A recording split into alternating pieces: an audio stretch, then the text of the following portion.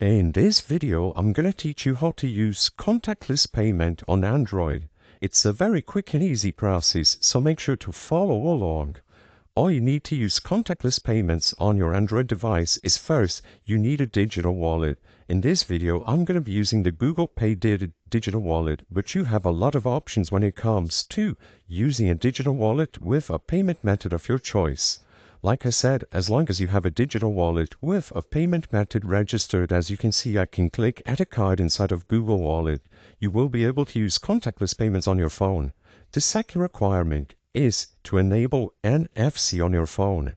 Nowadays, the best and most reliable way to make contactless payments using digital wallets on an Android device is to use NFC. So open up your phone's settings, and depending on which phone manufacturer or brand you have, this will be slightly different. From my Poco X3 Pro, I can simply head over into the connection and sharing option, and in here I will have the NFC feature under the NFC category.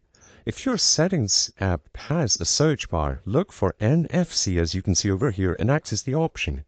What we have to do is enable NFC, so just stick it on, and if your phone has a contactless payments options, as you can see mine does, I can click on it, and this will allow you to set which digital wallet you want to use for digital payments. So as you can see, it gives me the Barclays contactless mobile option and Google Pay. I'm just going to select Google Pay, and all I would have to do now is open up Google Pay and finish setting up my wallet by adding a card.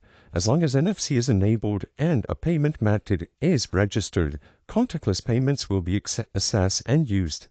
I hope I was able to help you on how to use contactless payments on Android. If this video helped you, please be sure to leave a like and subscribe for more quick and easy tips. Thank you for watching.